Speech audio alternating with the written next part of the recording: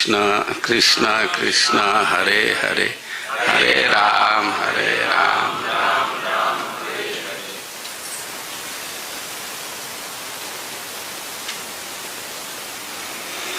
हरे कृष्णा महाराज। हरिनाम अपराध से संबंधित प्रश्न है। नाम के बल पर पाप करना, इसे हम कैसे समझें? कृपया उदाहरण से समझाकर मार्गदर्शन करें, करने की कृपा करें। तो आपको समझना है तो आप बतलाएंगे ना, कैसे समझेंगे?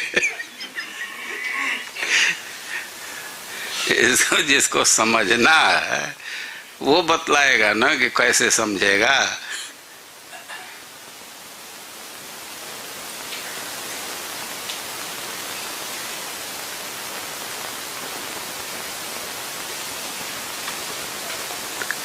नाम के बल पर पाप करना, इसे हम कैसे समझें? कोई समझ रहा है? कॉर्डलेस माइक नहीं है। हिमांशु, आप क्या समझ रहे हैं? ये बतलाए। नाम के बल पर पाप करना, नाम भी ले रहे हैं और ये सोच रहे हैं कि इससे हमारे पाप कट रहे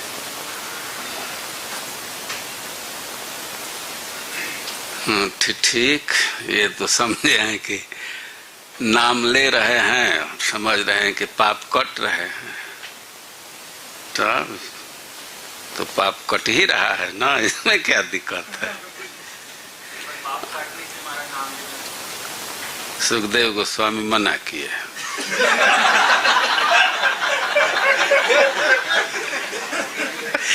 ठीक ही है।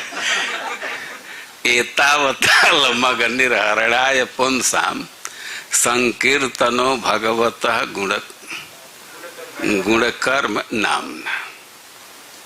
ठीक, आप तो कह रहे हैं कि नहीं करना चाहिए, लेकिन ये प्रेमांजन कह रहा है कि नहीं, इसी की संस्तुति की गई है। अजामिल के घटना से स्पष्ट हो गया कि अलम यह पर्याप्त है। भगवान का नाम ही पाप मार्जन के लिए पर्याप्त है, दूसरा प्रायश्चित नहीं करना चाहिए। पाप का मार्जन करना है तो भगवान का कीर्तन ही करना चाहिए था। अब तो दोनों अर्थ निकल रहा है, दोनों ग्रहण करेंगे।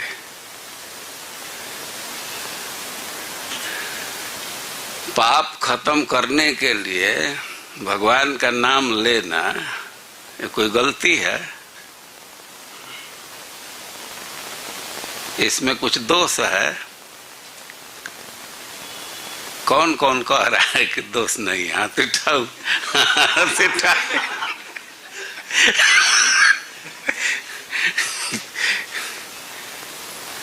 कितना वोट है इस पक्ष में? हाथ उठाइए कि सब दब गए।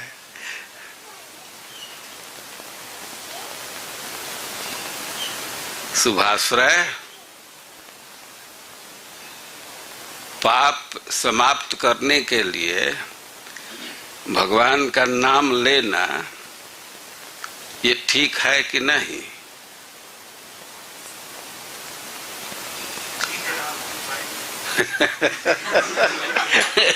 ये ठीक है। ठीक, शुभाश्रय को कौन कौन वोट देंगे?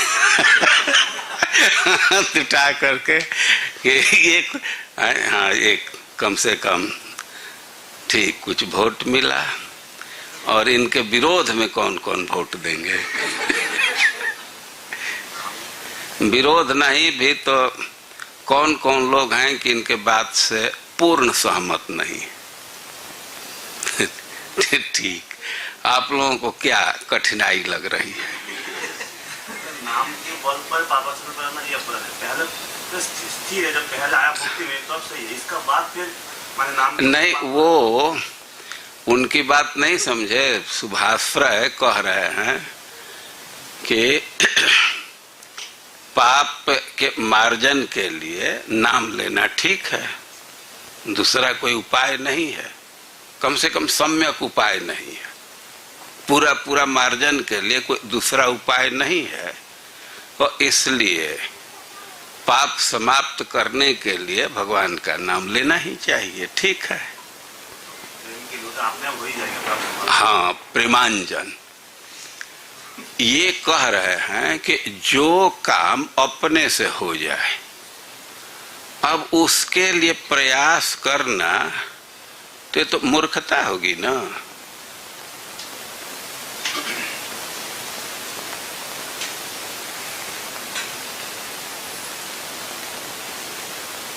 जो काम स्वतः हो जाए, आनुषंगिक रूप से हो जाए, तो अब उसी के लिए अपनी शक्ति लगाना, बुद्धि लगाना तो कोई दोष तो नहीं है, लेकिन फिर भी मूर्खता तो जरूर है।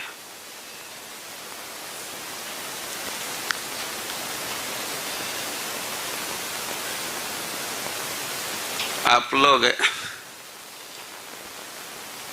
धान के खेत को देखे हैं, खेती को? तो धान की खेती किस लिए किया जाता है? चावल के लिए। तो धान की खेती करते हैं तो केवल चावल ही होता है कि और कुछ आ जाता है? पुआल हो जाता है और भूसी हो जाता है। तो भूसी का भी उपयोग है ना, जो गांव में है तो गोईठा पाथते हैं पुआल गाय खाते हैं, लेकिन खेती किस लिए करते हैं? चावल के लिए। अब कोई भूसी के लिए खेती करे, चावल पर उसका ध्यान न रहे, धान की खेती किया है और धान छोड़ दे, भाई उससे हमको नहीं मतलब, हमको पुआल चाहिए, तो उसको अच्छा माना जाएगा कि बुरा माना जाएगा?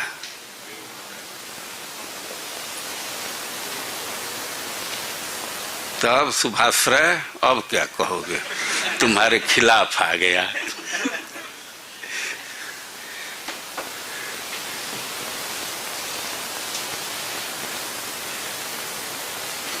पाप समाप्ति के लिए भगवान का नाम ही लेना चाहिए, लेकिन पाप समाप्ति के लिए नाम लेना आवश्यक नहीं है। नाम लेना आवश्यक है, लेकिन पाप समाप्ति के लिए नाम लेना यह आवश्यक नहीं। यह तो ठीक, लेकिन अब इसमें तो कोई अपराध की बात नहीं आई। नाम के बल पर पाप करने का अर्थ है कि इतना स्थापित बात है कि कैसा भी पाप हो, भगवान का नाम उसको समाप्त कर देता है, पाप मार्जित हो जाता है। तो अब कोई सोचे कि अरे थोड़ा शराब पी लेते हैं मांस खा लेते हैं, फिर भगवान का नाम ले लेंगे, ऐसे बहुत लोग करते हैं। तो यह अपराध है।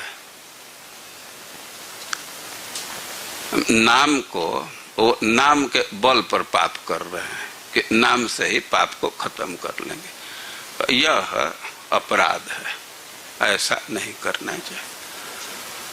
और नाम जप जरूर करना चाहिए, लेकिन पाप मार्जन के लिए नाम जप करना तो वैसे ही है कि मच्छर भगाने के लिए यूरेनियम का विस्फोट कीजिए, या घर में कोई चूहा है तो उसको मारने के लिए शेर को लगा दीजिए। तो यह समीचीन बात नहीं है।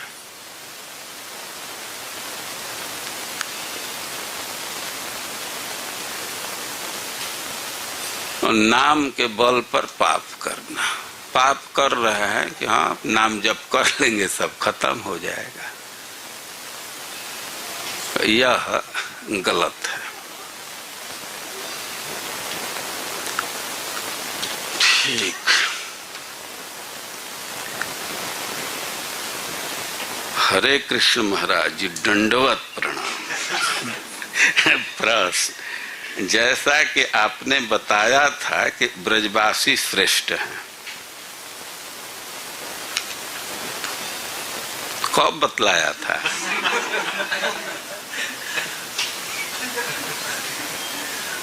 पहले बतलाइए कि मैं क्या बतलाया था ब्रजवासी के विषय में, ये श्रेष्ठ है, कब बतलाया था?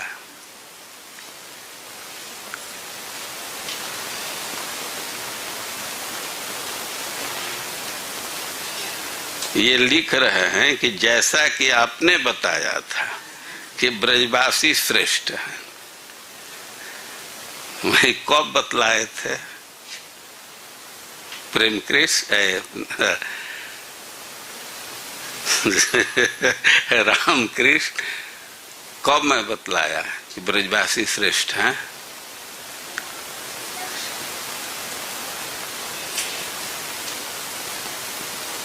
अनंत, कब मैं बतलाया? हमको तो याद नहीं आ रहा। हम तो कहेंगे कि हम ऐसा नहीं बतलाया।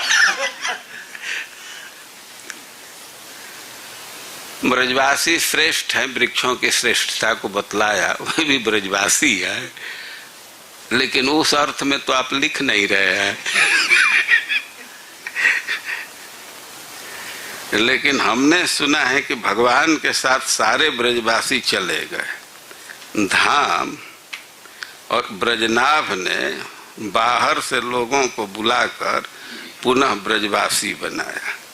मैंने ऐसे सुना है, प्रश्न कर रहे, मैंने ऐसा सुना है। तो आप सुने हैं कि नहीं? कृपया व्याख्या कीजिए महाराज।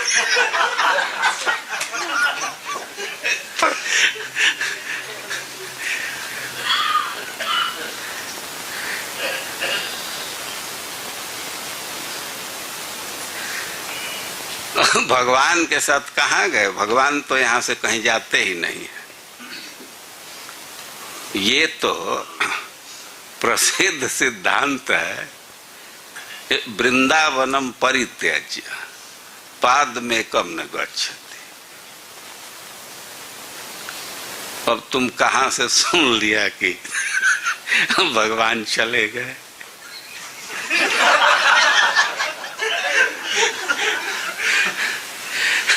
यहाँ के भगवान कहीं नहीं गए। जो भगवान आए थे वो चले गए, और उनके साथ जो आए थे वे उनके साथ चले गए। ब्रजवासी नहीं कहीं गए। देवता लोग आए थे, और लोग भी आए होंगे, तो वे लोग चले गए।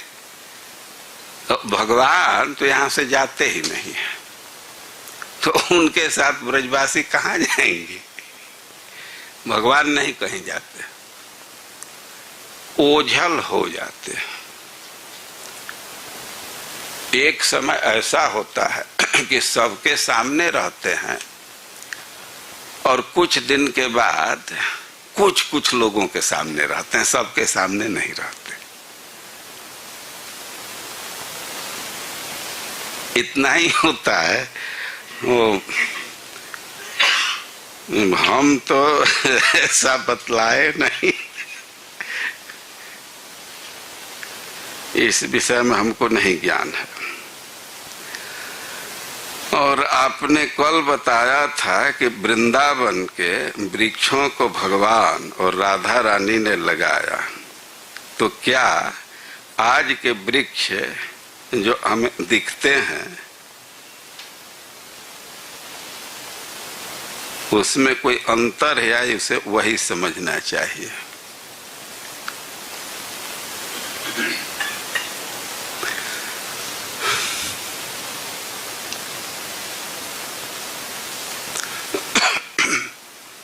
धाम के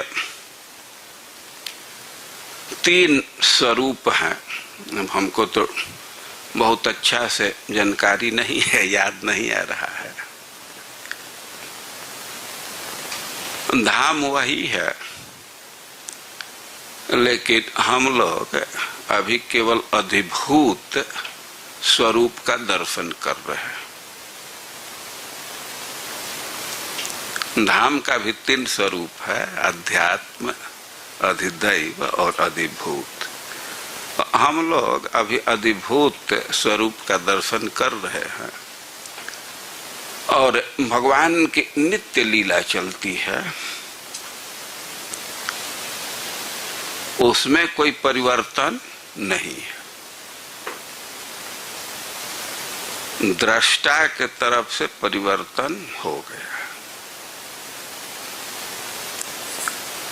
तो भगवान की नित्य लीला चलती है, नित्य विहार करते हैं। तो जो उस समय वृक्ष थे तो वैसे ही आज के भी वृक्ष है, उसमें अंतर नहीं है। अंतर नहीं समझना चाहिए।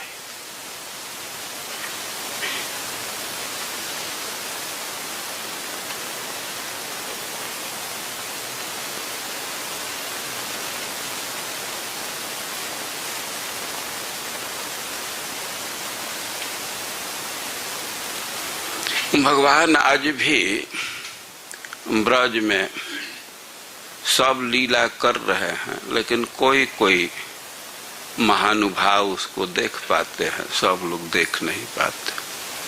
बहुत लोग आज भी देख लेते हैं।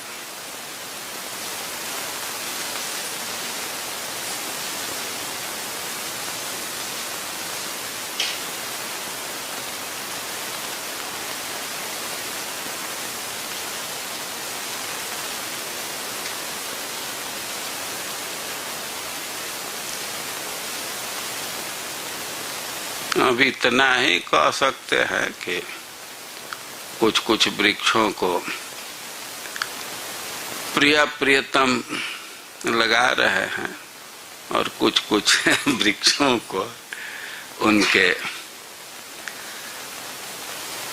जो समर्थक हैं वे भी लगा रहे हैं।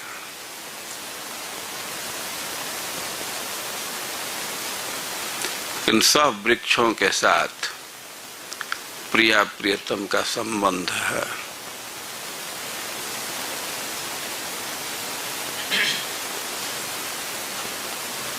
ठीक, तो प्रश्न हो गया ना?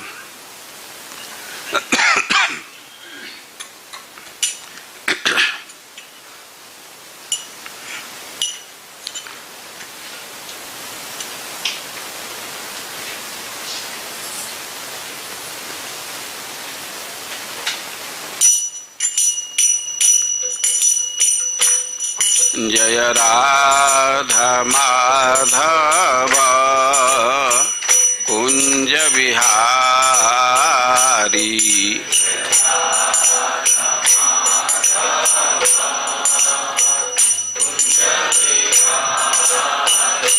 जय राधा माधव कुंज बिहारी,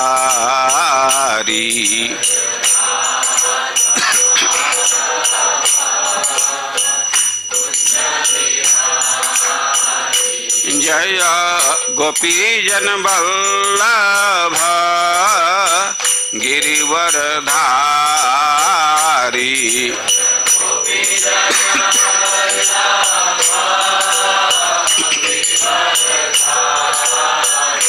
जय गोपी जन वल्लभ गिरिवरधारी,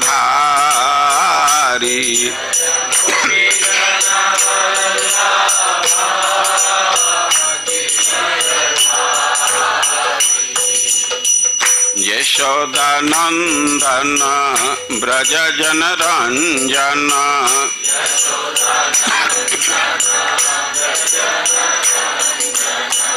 यशोदानंदन ब्रज जन रंजन,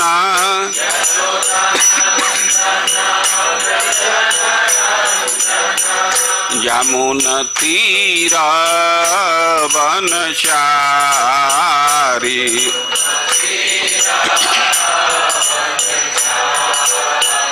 जय राधा माधव कुंज बिहारी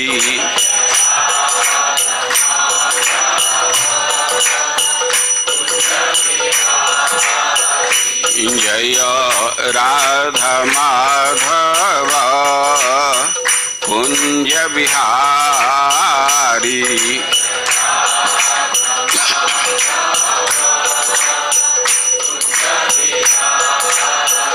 जय गोपी जन वल्लभ गिरिवरधारी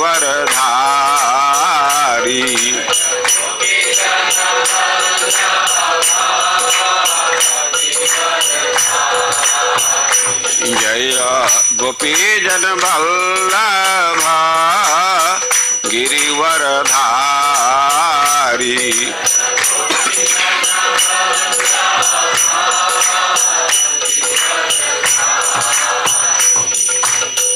यशोदानंदन ब्रज जन रंजन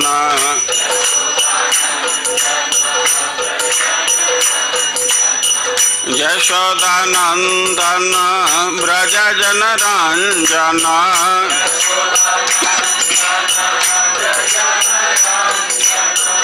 यमुन तीरा वनचारी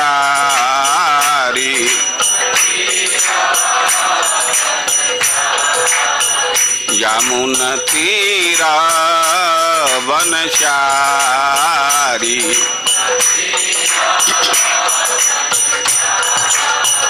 जय राधा माधव कुंज बिहारी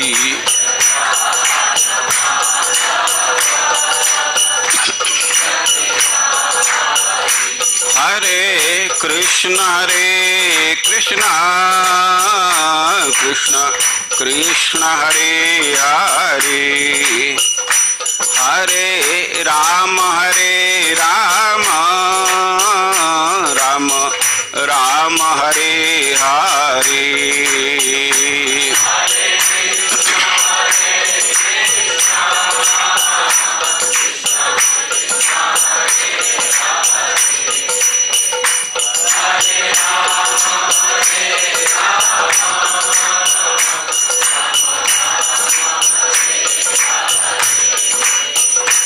हरे कृष्ण कृष्ण कृष्ण हरे हरे हरे राम राम राम हरे हरे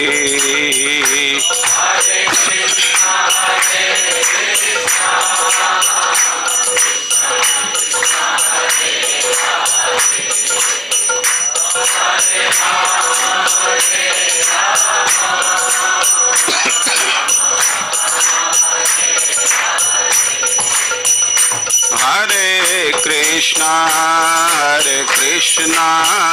कृष्ण कृष्ण हरे हरे हरे राम राम राम हरे हरे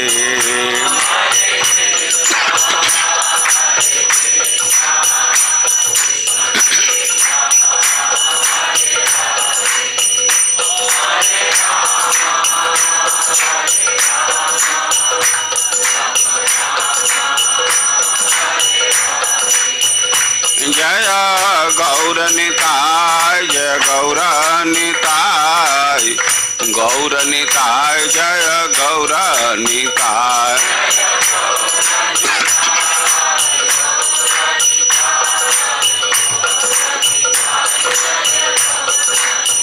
जय प्रभुपद जय प्रभुपद प्रभुपद श्रील प्रभुपद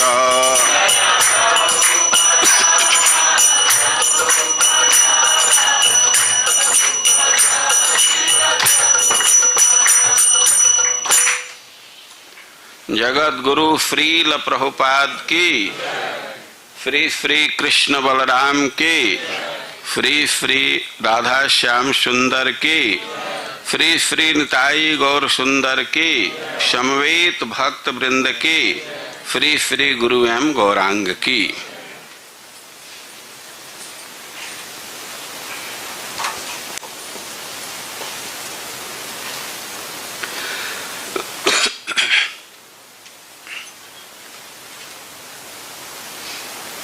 बड़ा बड़ा अक्षर में कीजिए एक श्लोक को ऊपर वाला का।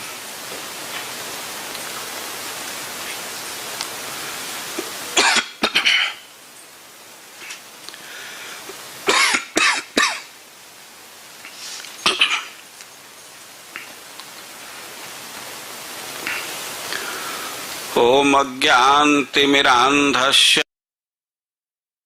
नाञ्जनशलाकया चक्षुरुन्मीलितं येन तस्मै श्री गुरवे नमः। हे कृष्ण करुणा सिंधु दीनबन्धो जगत्पते गोपेश गोपिका कांत राधा कांत नमस्तुते। तप्त कांचन गौरांगी राधे वृंदावनेश्वरी वृषभानुसुते देवी प्रणमामि हरि प्रिय। नमो महावदान्याय कृष्ण प्रेम प्रदायते कृष्णाय कृष्ण चैतन्य नाम्ने गौरत्विषे नमः। श्री चैतन्य मनोभीष्टं स्थापितं येन भूतले सोऽयं रूपः कदा मह्यं ददाति स्वपदान्तिकम्। वाञ्छाकल्पतरुभ्यश्च कृपा सिन्धुभ्यैव च पतितानां पावनेभ्यो वैष्णवेभ्यो नमो नमः। जय श्री कृष्ण चैतन्य प्रभो नित्यानंद श्री अद्वैत गदाधर श्रीवासादि गौर भक्त वृंद। हरे कृष्णा कृष्ण कृष्ण हरे हरे।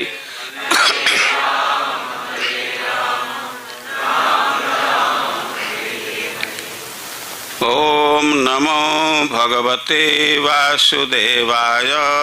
ओम नमो भगवते वासुदेवाय। ओम नमो भगवते वासुदेवाय।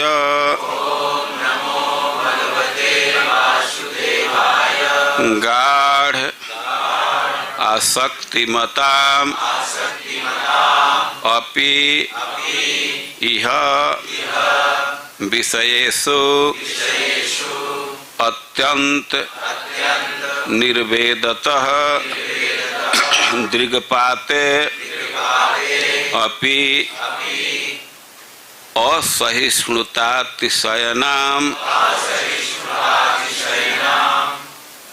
असहिष्णुतातिशयनाम् योगे समुद्योगिनाम् ब्रह्मानंदरसैकलीन मनसाम् गोविंद पादाम्बुज द्वन्द्वाविष्टधियाम् च मोहनम् इदं वृंदावनम स्वहि गुणहि। गाढ़ाशक्तिमतामपीह विषयेषु स्वात्यंत निर्वेदतः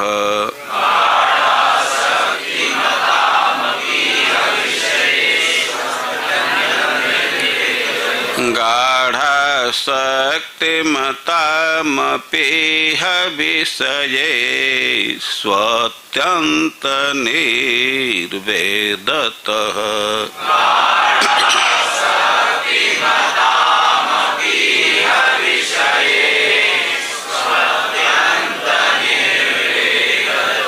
दृगपातेऽप्यसहिष्णुतातिशयिनां योगेशमुद्योगिनाम्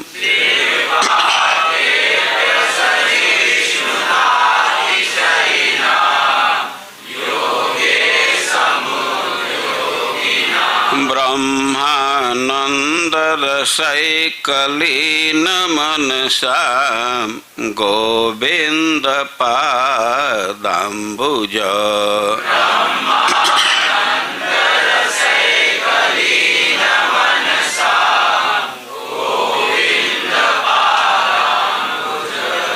द्वन्द्वाविष्टधियां च मोहनमिदं वृन्दावनं स्वैर्गुणैः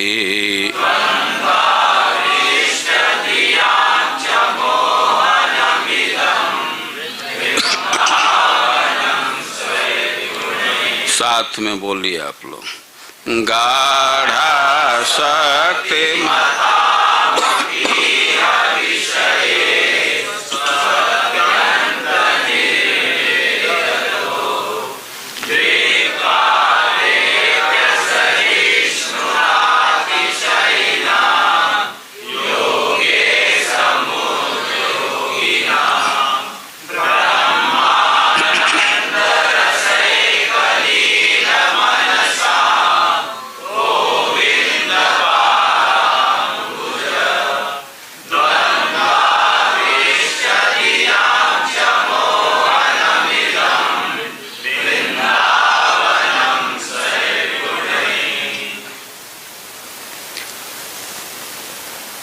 इदं वृंदावनम स्वगुणैः मोहनम।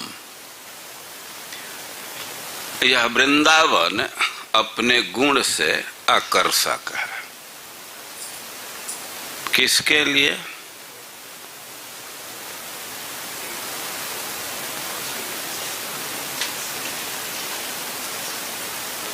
ये 6 ग्रुप के लिए परमात्मा कह रहा है कि 6 ग्रुप के लिए। ठीक, बहुत अच्छा। कौन कौन 6 ग्रुप है? एक का नाम बोलो, अनंत। क्या अर्थ हुआ? एक ग्रुप है कि आसक्ति नहीं, गाढ़ आसक्ति, डीप अटैचमेंट। बहुत लोग हैं जो बहुत अधिक आसक्त हैं, वो 2-4 मिनट के लिए भी छोड़ना नहीं चाहते। और एक ग्रुप है कि विषयेषु अत्यंत निर्वेदतः दृक्पातेऽपि असहिष्णुतातिशयिना। उनको इतना वैराग्य हो गया है कि भोग की बात नहीं है, विषय पर दृष्टि डालना भी अतिशय असह्य हो जाता है। उधर एकदम देखना नहीं चाहते।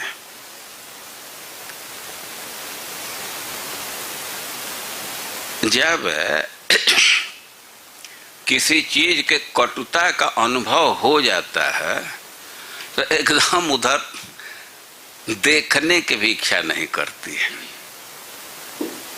जो लोग केस मुकदमा में बहुत परेशान हो जाते हैं, 10-20 साल केस लड़े, वो कचहरी की तरफ देखने की भी इच्छा नहीं करती। उधर घुसने के घूमने की बात तो दूर है, उधर एकदम देखने की भी इच्छा नहीं होती।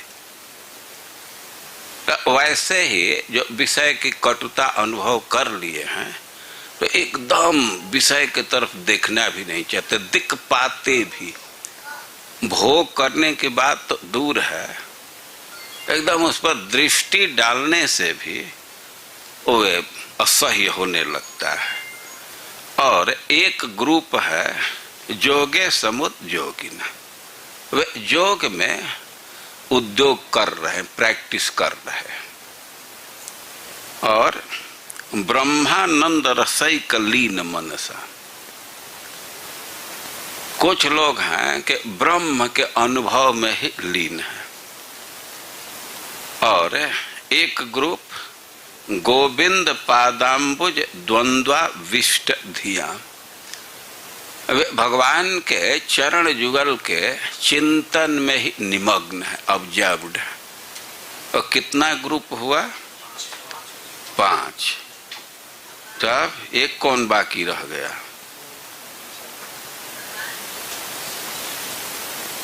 कि कैलकुलेशन में गलती हो गया। ये मोहनम ग्रुप नहीं है। 5 ग्रुप।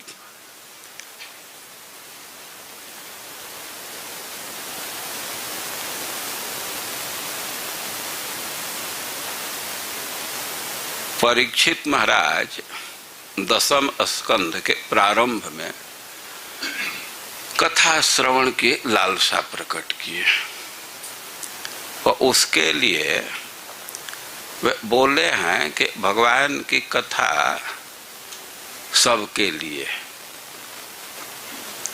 तो वहां कितने ग्रुप का उल्लेख किए हैं? 3 ग्रुप का। कौन बोला 3 ग्रुप? आप बोले, ठीक। तो कौन कौन सहमत हैं? तुम क्या कर रहे हो? 4 ग्रुप।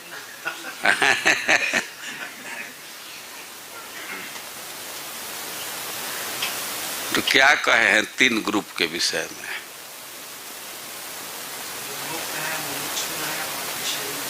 तब उसके विषय में क्या कहे हैं?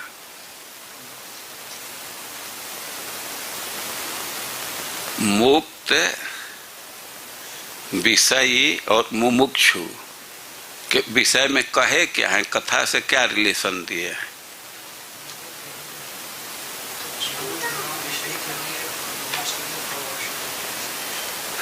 ना,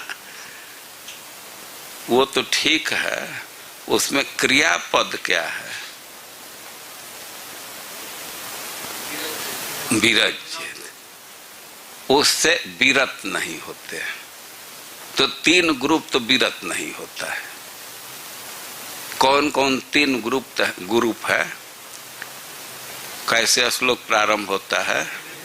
निवृत्त तरसई रूपगीयमानात्, जिनकी तृष्णा समाप्त हो गई है, अब तरस नहीं है, मतलब मुक्तात्मा है, मुक्त है, तो खूब उसका गान करते हैं।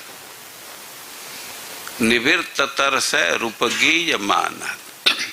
और भवौ सधात, जो मुमुक्षु हैं तो उनके लिए तो औषधि रूप है, उसका सेवन करते हैं। और श्रोत्र मनोभिरामात, जो विषयी हैं तो उनके मन के लिए, कान के लिए खूब अच्छा विषय है, उसका वे स्वाद लेते हैं, उसमें रमते हैं। तो ये 3 ग्रुप तो विरत नहीं होता है, लेकिन कोई कोई विरत भी हो जाता है। पशु ज्ञान बिना पुमान। तो एक ग्रुप और भी है ना जो पशुज्ञ है, तो वह विरत हो जाता है। जो बहुत पापी हैं तो उनको कथा अच्छी नहीं लगती, पूर्व जन्म के पाप से हरि चर्चा न सुहाग। यह जो आत्मा के हत्यारा हैं तो वे विरत हो जाते हैं। 3 ग्रुप विरत नहीं होता है, एक ग्रुप विरत हो जाता है। तो वहां 4 ग्रुप का उल्लेख है। और परीक्षित महाराज प्रथम स्कंध के अंत में प्रश्न किए, म्रियमाण व्यक्ति के कर्तव्य के विषय में। और सुखदेव गोस्वामी उत्तर दिए हैं और अब उत्तर का निचोड़ निकालते हुए निर्णय दे रहे हैं कि हरेर नामान कीर्तन। तो इस श्लोक में कितने ग्रुप का उल्लेख है?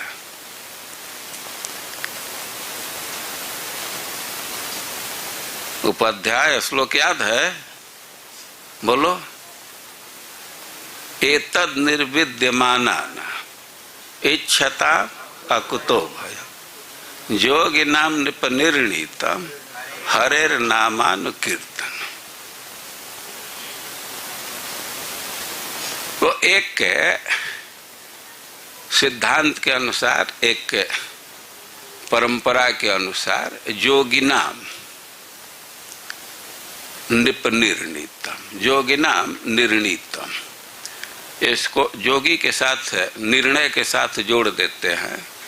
लेकिन अब एक के अनुसार तो निर्णीतम अलग पद है। तो किस किस ग्रुप के लिए कह रहा है? निर्विद्यमानान, निर्विद्यमानान, जो विषय को त्यागना चाहते। बहुत सारे लोग हैं कि रोज योजना कर रहे हैं कि बहुत हो गया, अब कहीं एक जगह मिल जाता तो जा करके उधर ही भक्ति करते। अब यहाँ घर में ही पहुँचे नहीं हैं, लेकिन अब उनको अच्छा नहीं लगता है। वो चाहते हैं कि इसको छोड़ करके धाम में चले जाएं, कहीं जा करके भजन करें। तो निर्विद्यमानान, अब वो कुछ खरीदना नहीं चाहते, नया उपक्रम नहीं चालू करते हैं, सबको समेटना ही चाहते हैं, और उनको कहा जाएगा निर्विद्यमानान। लेकिन सबकी वह स्थिति नहीं है। एक ग्रुप है इच्छता, अभी उनको बहुत बहुत इच्छा है, वो प्लॉट देखते रहते कि किधर खरीद ले। और नौकरी के लिए भी एडवर्टाइजमेंट देखते रहते हैं। जो नौकरी कर रहे हैं तो वो भी अपॉर्चुनिटी देख रहे हैं कि दूसरे कंपनी में जाने से अभी अधिक सुविधा मिलेगी। और विवाह की इच्छा है, जस की इच्छा है, क्या क्या इच्छा है। तो एक ग्रुप हुआ इच्छता, वो अभी इच्छा कर रहे संग्रह करने के लिए। तो एतन निर्विद्यमानान इच्छता। और योगी नाम एक ग्रुप है कि वे योग में लगा हुआ है, न वो कुछ छोड़ना चाहता है न पकड़ना चाहता है। ये सब संकल्प उसके मन में नहीं आता है। वो भक्ति में लगा हुआ है, योग का अनुशीलन कर रहा है। वो कह रहे हैं कि कोई भी ग्रुप हो, निर्विद्यमानान इच्छता योगिना अकुतो भयम एतत् नामानुकीर्तन, जिसमें किसी प्रकार का कोई भय नहीं, पूर्ण सुरक्षित मार्ग है नामानुकीर्तन, भगवान के नाम का कीर्तन करना किसी के लिए। तो जैसे नाम में सबका अधिकार है, जो संसार का त्याग करना चाहते हैं उनका भी अधिकार है, और जो संसार को पकड़ना चाहते हैं उनका भी अधिकार है, और जो पकड़ने और छोड़ने से ऊपर हो गए, जो कि अनुशीलन में लगे हुए, तो उनका भी अधिकार है। अब धाम के विषय में अब वही सिद्धांत लागू होगा। कभी कभी लोग प्रश्न करते हैं, हमारी योग्यता है धाम में जाने की, तो योग्यता रहती तो ये प्रश्न नहीं करता। अभी तुम्हारा संकल्प नहीं है, अपने संकल्प में कुछ दुविधा है, अभी वही पक्का नहीं है तो उसी पर मोहर मरवाना चाहते हैं दूसरे से।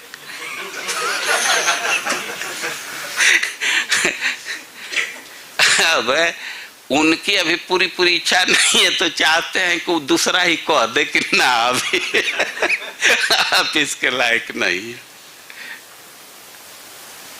देखिए धाम के विषय में, धाम का कौन अधिकारी है तो इस श्लोक को ध्यान में रखना चाहिए कि 5 ग्रुप का उल्लेख है, पांचों के लिए मोहन है।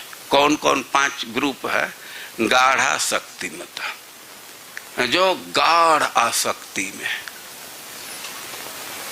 बहुत लोग ऐसे हैं कि पत्नी का त्याग नहीं कर सकते, 1-2 दिन भी पत्नी से अलग नहीं रहेंगे। वे लोग भी अपने पत्नी के साथ वृंदावन में आते हैं, घूमते हैं, फिरते हैं। बहुत लोग विवाह के तुरंत बाद वृंदावन ही आ जाते हैं। हम प्रकट अनुभव किए हैं वो बात सुन करके। एक बार बरसाना से आ रहा था और टेम्पो से आ रहा था, टेम्पो में बैठा था तो न्यूली मैरिड कपल कहते हैं ना, वो लोग सामान्य थे, प्राय तो बहुत पैसा खर्चा करते हैं, रिजर्व गाड़ी से चलते हैं, लेकिन जिनके पास उतना पैसा नहीं है तो साधारण भी चलते हैं। तो विवाह के बाद अब ब्रज में ही आ गए। विवाह के बाद प्राय यात्रा करते हैं।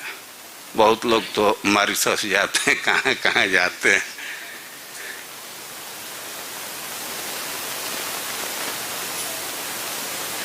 मॉरिशस के यात्रा में बहुत लोग मिलते हैं। तो गाढ़ा शक्तिमताम, और एक ग्रुप है विषय पर दृष्टि भी नहीं डालना चाहता, तो उसके लिए भी आकर्षक।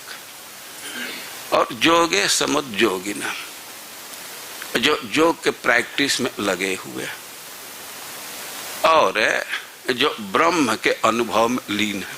बहुत सारे मायावादी लोग भी यहाँ हैं, ब्रह्म के उपासक। वृंदावन में बहुत है, बहुत आश्रम है। और गोविंद पादाम्बुज द्वंद्वाविष्ट धियाम, जिनका मन भगवान के ही चरण के चिंतन में आविष्ट है, तो सबके लिए वृंदावन है। भाई इतने ग्रुप के लिए तो है।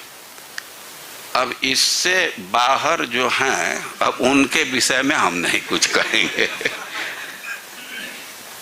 ये 5 ग्रुप का उल्लेख है, जो अतिशय आसक्त है, ये जो अतिशय विरक्त है,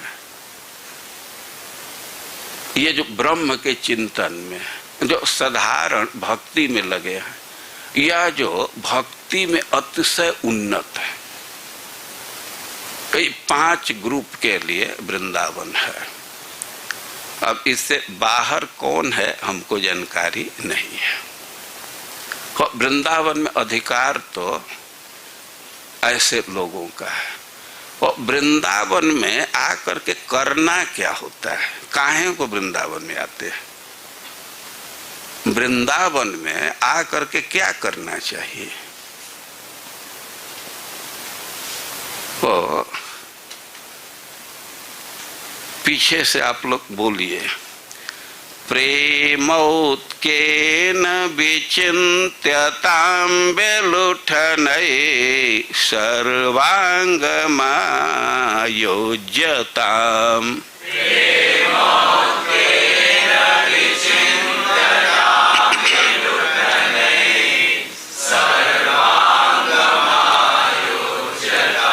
प्रेमोत्केन विचिन्त्यतां विलुठनैः सर्वाङ्गमायोज्यताम्।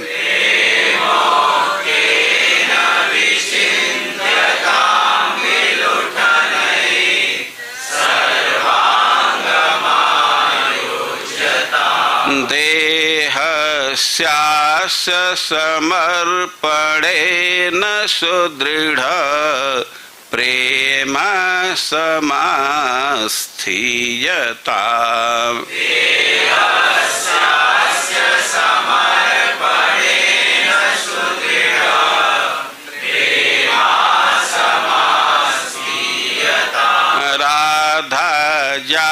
निरूपास्यतां स्थिरचर प्राणीह सन्तोष्यताम्।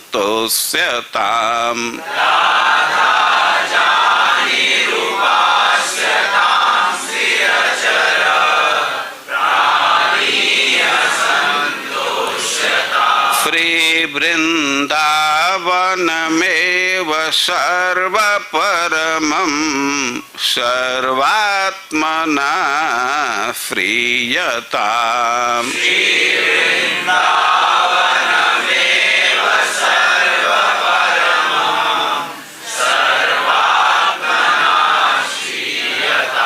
प्रेमौत्केन विचिन्त्यतां विलुठनैः सर्वाङ्गमायोज्यताम्।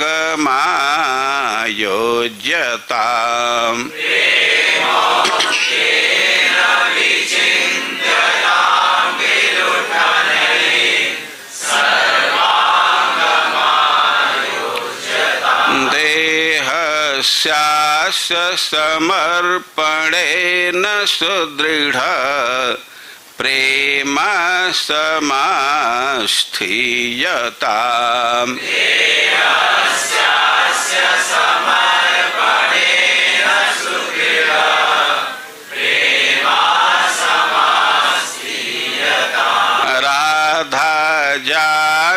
निरूपास्यतां स्थिरचर प्राणीह सन्तोष्यताम्।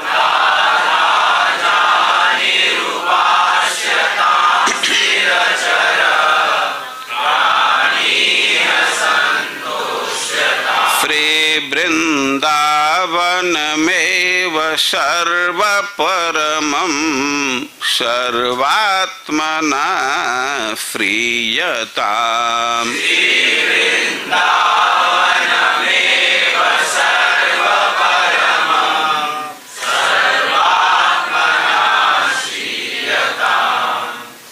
वृंदावन के विषय में कह रहे हैं कि श्री वृंदावनम सर्व परमम, सबसे श्रेष्ठ सबसे ऊंचा है वृंदावन। वो सर्वात्मना आश्रियता, सब प्रकार से इसी का आश्रय ग्रहण करो। सबसे श्रेष्ठ है वृंदावन है, वो सब प्रकार से सर्वात्मना इसी का आश्रय ग्रहण करो। भाई आश्रय का प्रैक्टिकल रूप क्या है? जो कह रहे हैं कि प्रेमोत्केन विचिन्त्यता, प्रेम और उत्कंठा के साथ चिंतन करो। धाम के विषय में बहुत बहुत बातें हैं। जैसे कल हम लोग सुन रहे थे, बहुत बातें सुनने को मिली, तो उन सब बातों पर प्रेम और उत्कंठा के साथ चिंतन करना। और विलुठन सर्वांगम आयोज्यता, और विलुठन के द्वारा, रोलिंग के द्वारा सारे अंग का नियोजन करो, सब अंग को लगा दो। देहस्य समर्पणेन सुदृढ़ प्रेमा समास्थीयता। और वे इससे क्या लाभ होगा, लौटने से क्या लाभ होगा, क्योंकि देह को अर्पित करके और प्रेम को दृढ़ कर लो, अब एकदम स्थिर कर लो। राधा जानी रूपास्यता, जो राधा रानी के प्रिय हैं, राधा मोहन के उपासना करो और स्थिर चर प्राणी संतोष्यता। और यह इस ब्रजमंडल में, वृंदावन में जो भी स्थिर प्राणी है या चर प्राणी, स्थावर है या जंगम है, उनका संतोष विधान करो। और इस प्रकार सर्वात्मना वृंदावन एवं आश्रयता, सब प्रकार से वृंदावन का ही आश्रय लो। वो आश्रय का प्रैक्टिकल रूप क्या क्या दे रहे हैं? मन से चिंतन करना, उत्कंठा के साथ, प्रेम के साथ।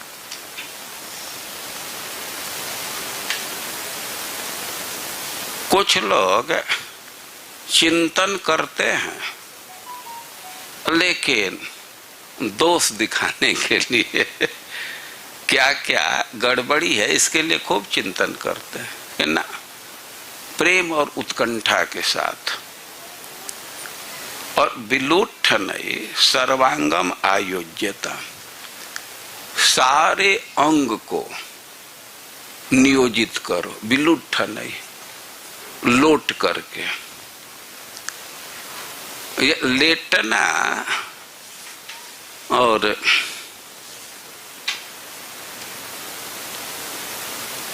क्या उसको कहेंगे, विलुठन, जैसे उसको घुमाते हैं, रोलिंग करते हैं, हैं? ना लोटना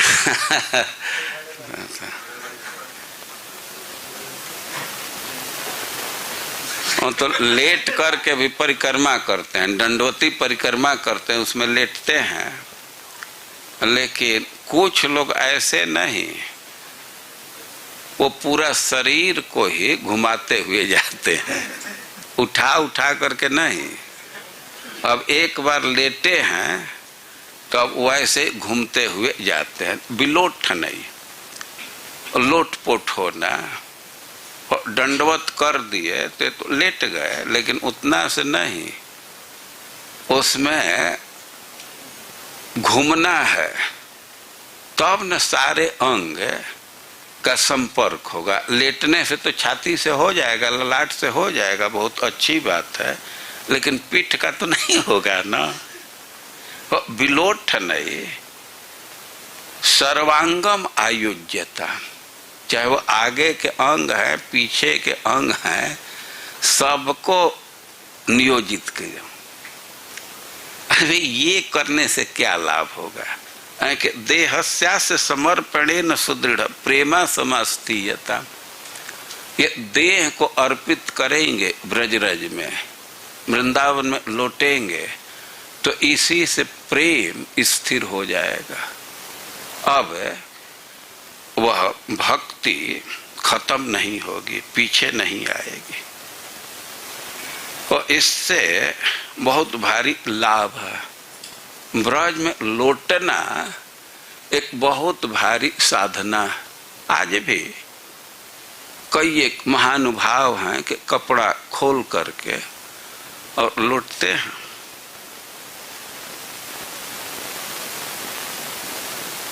लेकिन कुछ कुछ कठिनाई का भी अनुभव करने लगते हैं।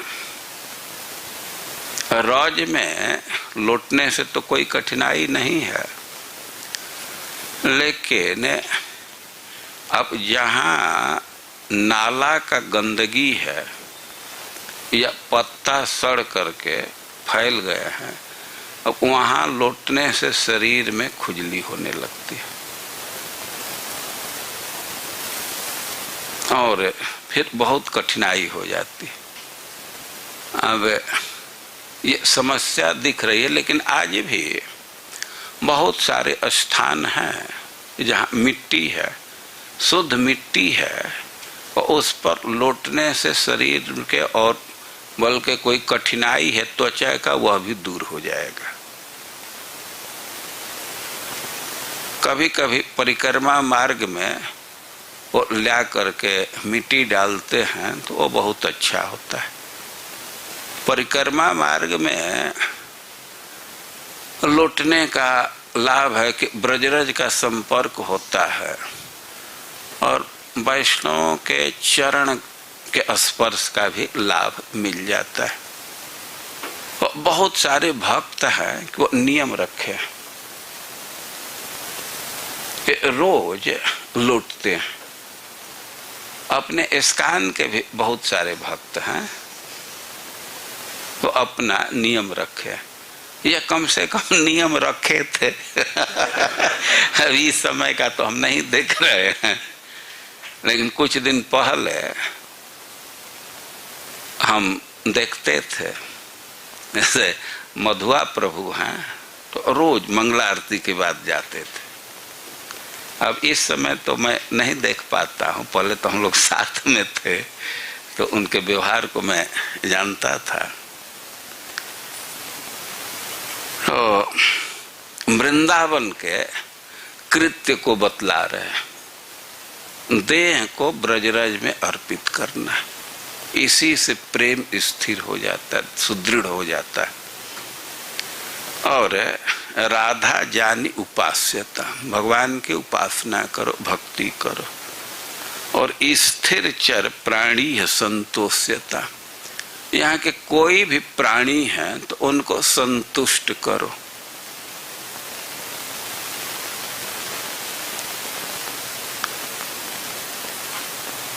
स्थिर प्राणी है, वृक्ष है, वृक्षों का संतोष विधान करना चाहिए। वृक्षों को भी आवश्यकता है, गर्मी में जल की आवश्यकता है, और बरसात में उनका जल हटा देना ये उनका संतोष विधान। बहुत मन में क्षोभ होता है, कुछ लोगों को सामान्य ज्ञान नहीं है। गर्मी के दिन में गड्ढा बनाए। कल हम लोग चर्चा किए थे आल बाल, प्रिया प्रियतम आल बाल बनाते हैं। आल बाल थाला कहते हैं।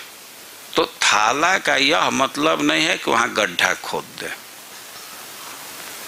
वो मिट्टी के चारे तरफ वो थोड़ा मेड़ बना देते हैं हल्का, उसको थाला कहते हैं ना।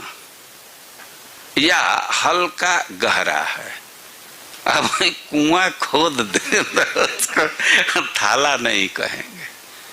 और गर्मी में तो टोलरेट कर लेते हैं, अच्छा ही है। अब बरसात में उसको कम से कम भर देना चाहिए, लेकिन लोग छोड़ दिए हैं। जहाँ वृक्षों की खूब सेवा है वहाँ की स्थिति है, वृक्ष कष्ट पा रहे हैं, यह संतोष विधान नहीं। और स्थिर प्राणी वृक्ष है, और इनको स्थावर कहते हैं एक जगह पर। और कुछ प्राणी जंगम है, जैसे मनुष्य हैं, गाय हैं, बंदर हैं, पक्षी हैं, कुत्ता, कई एक प्राणी हैं। तो सबका संतोष विधान करना चाहिए। जितना आपकी क्षमता है तो उसके अनुसार उनको संतुष्ट करना चाहिए। कुछ लोग केवल नियमाग्रह लेते हैं।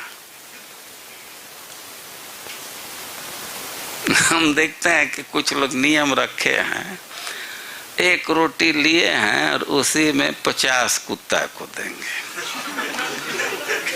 अब फ्रेमवर्क तो बहुत अच्छा है, लेकिन हमको नहीं लगता है कि वो संतुष्ट कर रहे हैं। अरे एक को दे दो, नहीं 2 को दे दो, इतना इतना वो भी दौड़ा दौड़ा करके बहुत दूर दौड़ा करके तब डालेंगे।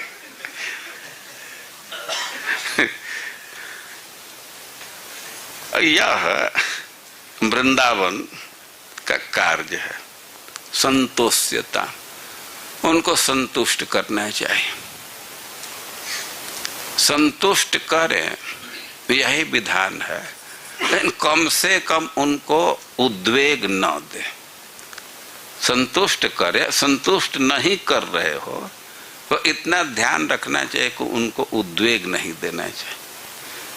कुछ लोग बिना मतलब का बंदरों को ढेला मारते रहते, कोई मतलब नहीं है, ढेला चला देंगे।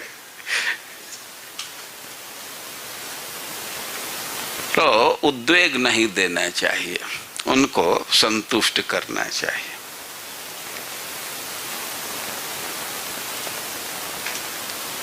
वृंदावन वास करने में बहुत बहुत कठिनाई भी आती है, बहुत कुछ सहना पड़ता है।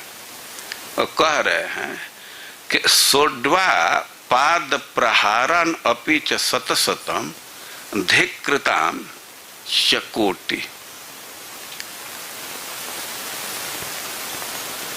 वृंदावन में आ गए, रह रहे हैं, वो कभी कभी लोग एकदम सीधे पैर चला देते हैं। जो लोग आश्रम में रहे हैं, आश्रम मतलब बाहर के आश्रम में, वो एकदम साधु कभी कभी बैठे हो और वो पैर से मार भी देते हैं। वो कह रहे हैं कि एक दो बार नहीं, 100 बार भी कोई पैर से मारे या करोड़ों बार दुत्कार करे, बहुत डांट सहना पड़ता है। आकर के ही बैठ गया, न झाड़ू लगाता है, न कुछ करता है। तो कितना भी डांट सहना पड़े या घाम सहना पड़े, ठंड सहना पड़े, भूख प्यास सहना पड़े, तो धैर्यम मालम्ब्य सोढ़वा, धैर्य का आलंबन करके उसको सहना चाहिए। जो लोग इस्कान के आश्रम में हैं, उनको इन सब बातों का अनुभव नहीं है।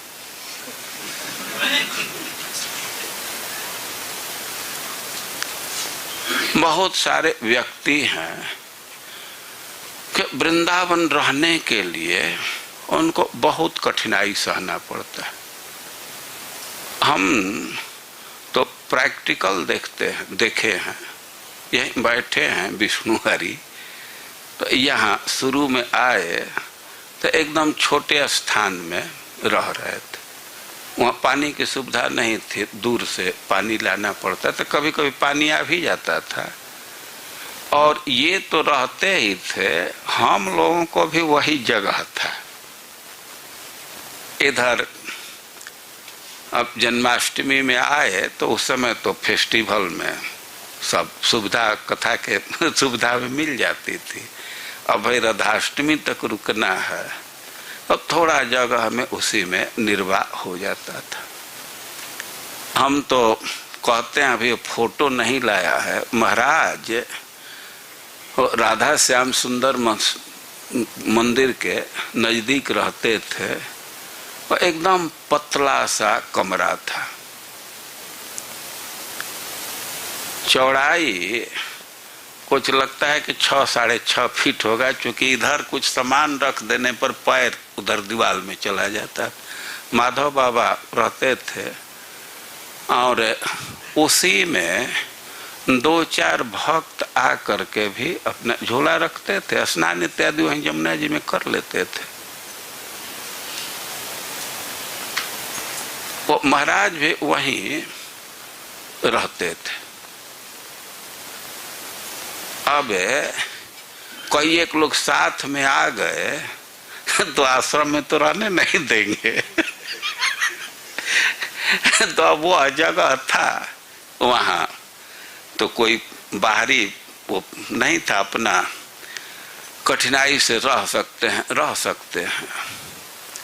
बहुत कठिनाई भी कुछ दिन सहना पड़ता है। बाद में वो सब सुविधा मिल जाती है। हम तो जैसा अनुभव किए हैं तो थोड़ा दिन सहना पड़ता है। हम लोग यहाँ आते थे, वृंदावन रहते थे, फिर चले जाते थे। जब इस मंदिर का रजत जयंती 25 साल पर कौन रजत जयंती होता है ना, वो मनाया गया 2000 ईस्वी में। अब मन में आने लगा कि इधर ही रहना चाहिए। तो अब जगह वो विष्णु हरि के यहाँ थोड़ा सा था। इसके बाद मैं बरसाना गया तो एक भक्त रहते थे, वहाँ एकदम छोटा सा रूम था, लेकिन वे हमको भी एडमिट कर लिए, ठीक है। तो एकदम थोड़ी जगह में हम लोग रहते थे। और प्रसाद के लिए एक व्यक्ति थे, माधुकरी का रोटी लाते थे। उनका शरीर इतना स्वस्थ था कि वे रात को भी मंठा खाते थे, उनको कोई असर नहीं पड़ता था। तो वे रोटी मंठा खा लेते थे। अब 3-4 दिन तक केवल नमक रोटी खाने में लग रहा था कि अब आत्मा विद्रोह कर देगा। और तब तक कुरुक्षेत्र के पुजारी एक आ गए, वो सब्जी वब्जी खरीद कर कुछ बनाए। तो हम यह कह रहे हैं कि बहुत सारे भक्त हैं कि रोटी मांग करके लाते हैं। अब उसी में कोई बढ़ गया, भाई रोटी मांग करके लाए और 2 अतिथि भी आ गए, तब तो बांट करके खाने में कम पड़ जाता है ना। या कहीं कहीं से प्रसाद मिलता है, बांटते तो बहुत लोग हैं, लेकिन उसमें इतना मसाला डाल देते हैं, अदरक डाल देते हैं कि अब भर पेट तो नहीं खा सकते, थोड़ा खा करके रह जाते हैं। तो कह रहे हैं कि क्षोत्रिसीतादिबाद सतम अपि सततम धैर्य मालम्ब्य सोढ़वा। वो सैकड़ों कठिनाई आवे, फिर भी धैर्य से उसको सह करके वो शारीरिक कष्ट को सह लेना है। लेकिन अब हृदय में भगवान का प्रेम है तो मुंचन शोकाश्रुधारा मति करुण गिरा राधिका कृष्ण नामानि उद्गायन करे वृंदावन अति विकलो अकिंचन संचरा में। स्पृहा कर रहे हैं कि कब वह दिन आएगा कि सब कष्ट भले सहे, लेकिन अकिंचन रह करके। अकिंचन का अर्थ है कि जिसके पास कोई अपने लिए, अपने भोग के लिए, अपने स्वामित्व में कुछ सुविधा नहीं है, कुछ संपत्ति नहीं है। अकिंचन का यह अर्थ नहीं होता है कि कुछ नहीं है। अरे भगवान के सेवा के लिए बहुत कुछ रखते हैं, लेकिन अपने भोग के लिए कुछ नहीं रखते, अपने स्वामित्व में कुछ नहीं रखते। वो कह रहे हैं कि अकिंचन हो करके और राधा कृष्ण नामानि उद्गायन, प्रेम से राधा कृष्ण के नाम का उच्चारण करते हुए अब ऐसे भाव के स्तर को प्राप्त करके कि नाम बोलने से आंखों में अश्रु गिरने लगे, तो ऐसा जीवन कब मैं बिताऊंगा, कब वृंदावन में विचरण करूंगा। तो यह स्पृहा है। वृंदावन में कोई किसी तरह रह रहा है तो बहुत अच्छा है, लेकिन आदर्श जीवन वह है जिसमें व्यक्ति भाव में बिल्कुल पुलकित है और इतना भगवान के भक्ति में लीन है कि रात्रि दिन का भी पता नहीं चलता। वो कह रहे हैं कि मुंचन शोकाश्रुधारम सततम अरुचिमान ग्रास मात्रा ग्रहेपि क्षिप्तौ बद्धो हतो वा गिरिवद अविचल सर्व संगैर विमुक्त। कह रहे हैं कि कुछ लोग हैं कि मुंचन शोकाश्रुधारम सततम, निरंतर उनके आंखों से अश्रु बहते रहते हैं, और ग्रास मात्रे आग्रहे अपि अरुचिमान, और एक दो ग्रास भोजन में भी उनको रुचि नहीं है। उनका तिरस्कार होता है या कोई मारता है, अपमान करता है, लेकिन एकदम पर्वत जैसा अविचल रहते हैं, और सर्व संग विमुक्त, सब संग से मुक्त हैं। नैकिंच नैस्किंच नैक्य काष्ठा, वो अकिंचता के पराकाष्ठा को प्राप्त किए, और उरुतरयो उत्कंठया चिंतन, और बहुत ही उच्चतर उत्कंठा के साथ चिंतन कर रहे हैं। श्री राधा कृष्णांघ्रि पंके रुह दल सुषमा कोप वृंदावन स्थित, और इस स्थिति में भगवान के चरणों का ध्यान कर रहे हैं। तो कोई कोई महानुभाव ऐसे हैं, वो इस अवस्था को जो प्राप्त किए हैं तो वे धन्य हैं, वे हमारे सम्मान के पात्र हैं। वो कह रहे हैं कि क्रंदन नार्त स्वरेण क्षितिषु परिलुंठन, वे बड़े ही आर्त स्वर से भगवान के नाम को पुकार रहे, भगवान को पुकार रहे हैं, और पृथ्वी पर लौट रहे हैं, लुंठन कर रहे हैं, और सन्नमन प्राण बंधु, भगवान को प्रणाम कर रहे हैं। कुर्वन् दंते तृणानि आदधनु करुणा दृष्टि काककोटि, और बड़े ही दैन्य से दांत में तृण रह करके और भगवान की कृपा की याचना कर रहे हैं। तिष्ठा नेकांत वृंदा विपुनि तरुतले सभ्य पाणव कपोले, और कहीं वृक्ष के नीचे बैठ करके अपने हाथ पर गाल को रह करके और कह रहे हैं कि नस कपोलम न्यस अफ्रूणी मुंचन, अफ्रू का विसर्जन करते हुए रात दिन बिता रहे हैं। तो ऐसे लोग धन्य हैं। और वृंदावन में रहने का आदर्श क्या है, वो कह रहे हैं कि पृथ्वी पर भूमि पर लौटते हुए भगवान की कृपा के याचना करते हुए और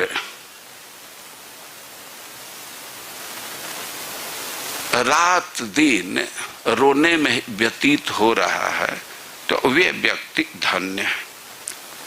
और कह रहे हैं कि नो श्रृणवन नैव गृहणन सकल तनुभृताम क्वापि दोषम गुणम हुआ, वे न किसी का दोष सुन रहे हैं, न बोल रहे हैं, न गुण सुन रहे हैं। वृंदावनस्त सत्वानी अखिल गुरुधिया सन्नमन दंड पाते, वृंदावन में जो भी व्यक्ति निवास कर रहा है, वृंदावन के जो भी निवासी हैं, तो सबको गुरु जैसा सम्मान देते हुए त्यक्त शेषाभिमानो निरवधि परमा किंचन कृष्ण राधा प्रेमानंद मुंचन निवसति सुकृति कोपि वृंदावनांत। और कह रहे हैं कि त्यक्त अशेषाभिमानो, अपने अभिमान का पूरा पूरा त्याग करके और निरवधि निरंतर परम अकिंचन भाव को स्वीकार करके राधा कृष्ण के प्रेम में अश्रु विसर्जित कर रहा है, वो इस स्थिति में वृंदावन में निवास कर रहा है, तो सुकृति वही पुण्यात्मा और वह सम्मान का पात्र है। और वृंदावन की रहनी है कि सब प्रकार के असुविधा को सहते हुए भगवान की कृपा की याचना करते हुए, उनका नाम बोलते हुए और उत्कंठा बस अश्रु विसर्जित करते हुए जीवन व्यतीत किया जाए। यह आदर्श है, लेकिन अभी आदर्श देखने से तो स्पष्ट है कि हम लोगों के लिए तो लगता है कि अशक्य, असंभव ही नहीं है, लेकिन फिर भी निराशा की कोई बात नहीं है। भक्ति में निराशा का स्थान नहीं है, उत्साह रखना चाहिए। आप लोग गीत सुनते हैं कि ना मैं राधा ना मैं मीरा फिर भी कृष्ण को पाना, ऐसे गाते हैं ना। ना मैं मीरा ना मैं राधा फिर भी कृष्ण को पाना। योग्यता नहीं है, लेकिन फिर भी निराशा का कोई स्थान नहीं है। कोई व्यक्ति कमजोर होता है, किसी दूसरे से सहायता ले लेता है। भाई अपने पास क्षमता नहीं है, दूसरे से सहायता ले लेंगे, और सहायक प्रबल है तो कोई कठिनाई नहीं है। तो वृंदावन का आदर्श है। कुछ लोग जीवन व्यतीत कर रहे हैं, वे प्रणम्य हैं, लेकिन अब हम लोगों की स्थिति तो है कि जानन अप्यमृतम विहाय गरलम भूंजे स्वयं बंधम प्यार्ति व्रात निबंधनम दृढ़तरम कुर्वे सुदेक स्वबंधवत।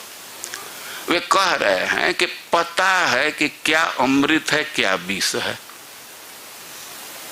हम लोगों को पता है कि मोबाइल देखना, ये नेट खोल करके रात दिन देखते रहना यह बुरा है।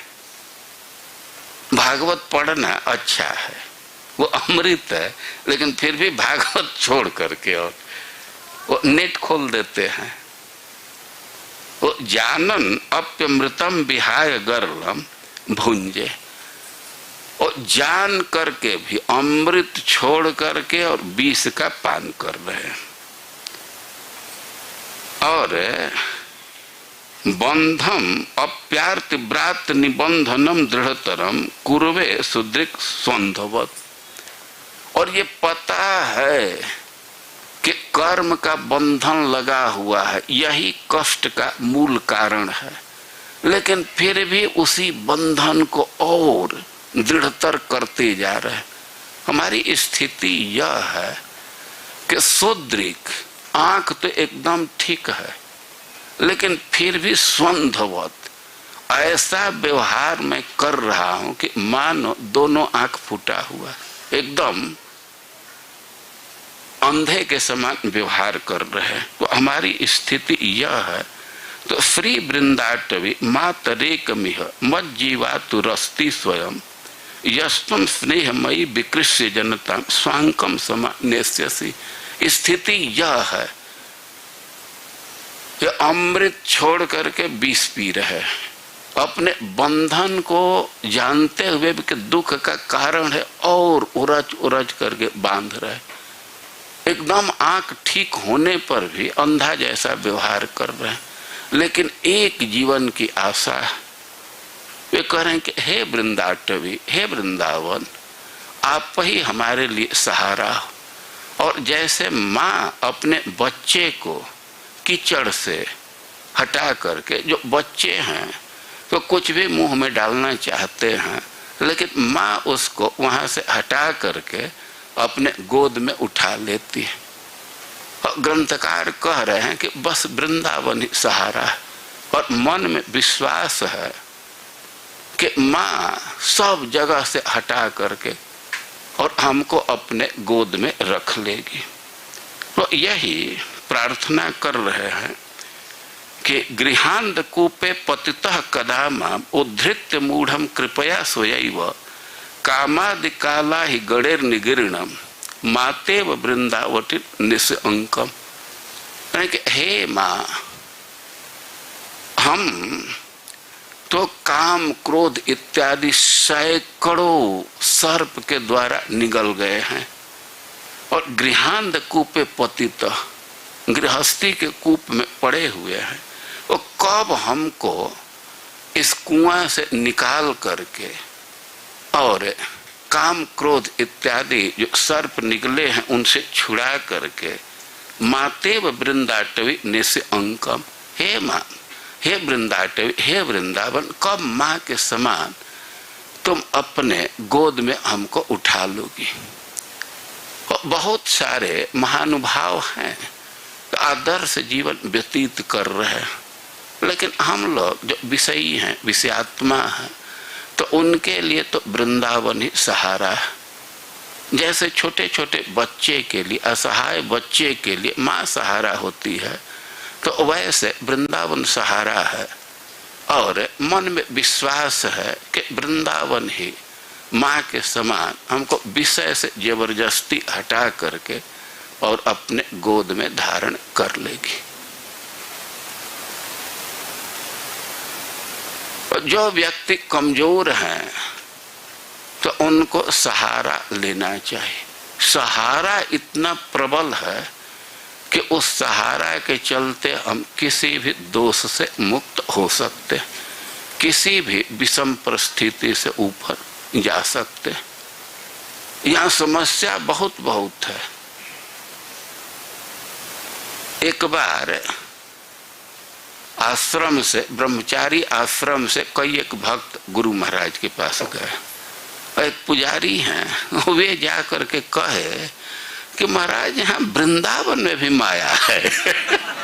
महाराज वृंदावन में भी माया है,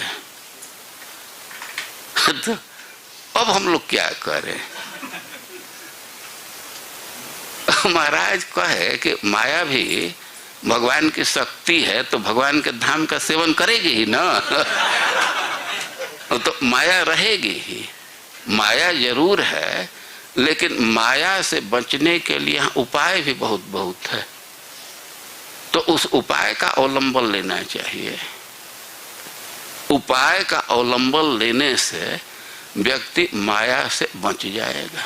माया जरूर वृंदावन में, लेकिन वृंदावन में इतने प्रबल सहायक हैं, पद पद पर सहायक। वृक्षों की शक्ति आप सुने, वे किसी भी कठिनाई से मुक्त कर सकते हैं। वृंदावन का रज किसी भी सुविधा को प्रदान कर सकता है। वृंदावन के जो उन्नत भक्त हैं, और उनके आशीर्वाद से कुछ भी हो सकता है। तो बहुत बहुत यहाँ सहायक हैं, तो उन सहायकों का आश्रय लेना चाहिए, तो हमारा भक्ति का पथ निर्बाध हो जाएगा और बहुत सुख पूर्वक वृंदावन का वास कर सकते हैं। तो ये सब है सिद्धांत, इन ग्रंथों में दिया गया है। कुछ कुछ बातों की चर्चा यहाँ की गई। अब शेष बातों की चर्चा कभी आगे किया जाएगा। तो हम यहीं इस सत्र का विश्राम देते हैं। पुनः 3 दिन का चैतन्य चरितामृत का सत्र है, बलराम हाल में होगा।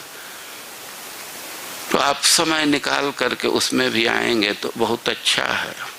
ये नौकरी वालों को ध्यान में रह करके सैटरडे संडे का वो समय निर्धारित किए हैं। आगे तो सेकंड सैटरडे है, तो वो प्राय सबके लिए छुट्टी होता है। तो जो हो, अब वृंदावन के विषय में बहुत ज्ञान नहीं है, लेकिन अब बोलने के लिए दिया गया। तो कुछ श्लोकों का मैं सिलेक्शन किया, उस श्लोक को आप खुद ही पढ़ करके समझ सकते हैं। और उनको पढ़ना चाहिए, समझना चाहिए। और कोई कोई बात गलती निकल गई होगी तो उसको सुधार करके ग्रहण करना चाहिए। हरे कृष्ण।